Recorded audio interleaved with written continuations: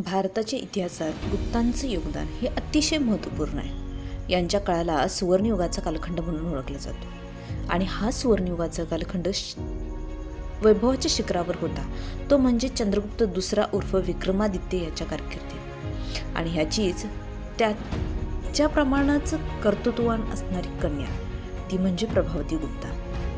ही दिली होती दक्षिण भारतामध्ये असणाऱ्या वाकाटक घराण्यामध्ये। दोन्ही घराण्यांमध्ये अतिशय सलोख्याचा संबंध होते। हे वैवाहिक संबंध जोडण्याआधीही वाकाटक आणि गुप्तांचा फारसा संघर्ष झालेला आपल्याला दिसून येत नाही, कारण चंद्रगुप्त विक्रमादित्य ह्यानं अनेक मोहिमा जरी काढल्या असल्या, शकांच्या विरोधातील मोहीम असतील तर त्या मोहिमांच्या मध्ये वाकाटकांचं सहकार्य घेतलेलं दिसून येतं। त्याचबरोबर समुद्रगुप्ताच्या कालखंडामध्ये त्याला दक्षिण दिग्विजय मोहीम आखली, त्या मोहिमेमध्ये सुद्धा वाकाटकांच्या सत्तेला वळसा घालून समुद्रगुप्त अतिदक्षिणेकडे वळला। मात्र त्यानं वाकाटकांशी कुठल्याही प्रकारचा संघर्ष केलेला आपल्याला दिसून येत नाही। यावरूनच वाकाटकांच्या सत्तेचं महत्त्व दिसून येते। भारताच्या नकाशामध्ये इथे दिसून येणारं गुप्तांची ही सत्ता आणि त्याचबरोबर दक्षिण भारतामध्ये असणारी वाकाटकांची सत्ता ही या ठिकाणी भारताच्या नकाशामध्ये दिसून येते।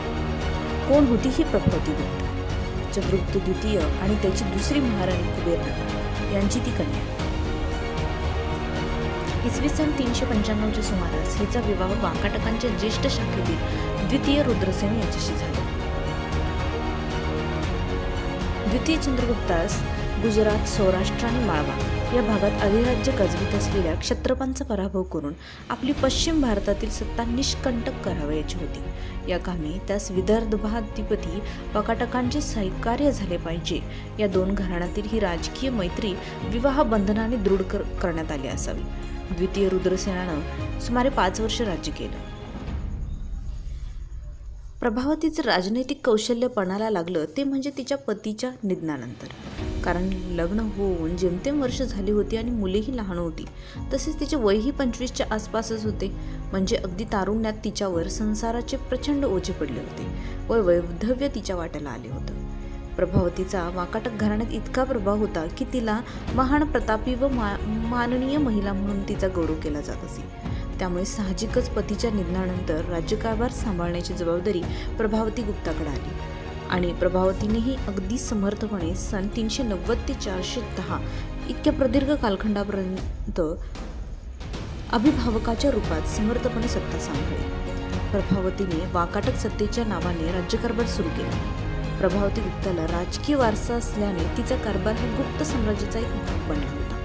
अर्थात गुप्तांनी आपल्या मुलीला राज्यकारभारात पाहिजे ती मदत दिली व प्रभावतीने वाकाटकांची राजकीय अस्थिरता लक्षात घेऊन भारतात प्रभावी असणाऱ्या गुप्त साम्राज्याची मदत घेऊन वाकाटकांचे साम्राज्य टिकवून ठेवले। तसेच गुप्तांनाही प्रभावतीच्या प्रशासनाच्या अडचणीच्या वेळी प्रमुख मदत मिळाली।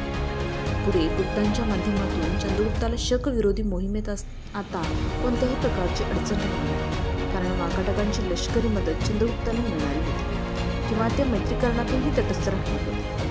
वास्तविक गुप्त आपल्या मातांच्या नावांचा उल्लेख करत असले तरी स्त्रिया प्रशासनात कोणताही परिणामकारक भाग घेत नसत। दुसऱ्या चंद्रगुप्ताची मुलगी प्रभावती गुप्ता ही वाकाटक राज्यात काळजीवाहू प्रमुख कारभार पाहत असे, परंतु गुप्त साम्राज्यात अशी उदाहरणं नाही। मात्र प्रभावतीने आपला अज्ञान मुलगा दिवाकर सेन याच्या नावे 13 वर्ष राज्यकारभार पाहिला। पुढे प्रभावतीची समर्थता पणाला लागली ती दिवाकर सेनच्या मृत्यूच्या काळी, अर्थात दुर्दैवाने दिवाकर सेनची राजवट अल्पकालीन ठरली, कारण सन 420 मध्येच त्याचं अकाली निधन झालं। तेव्हा प्रभावती गुप्ता पुत्रनिधनाने फार खचून गेली होती। मात्र तिनं अधिक सामंजस्य राखून आपला धाकटा पुत्र दामोदरसन याला गादीवर बसवलं। वाकाटकांची संरक्षक म्हणून राज्यकारभार पाहिला।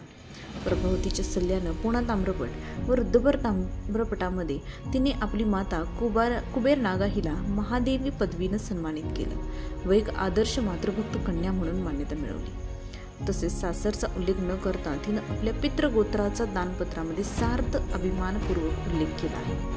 तसेच कालिदासाच्या रूपानं विदर्भात मेघदूत काव्याचा जन्म घडवून आणला।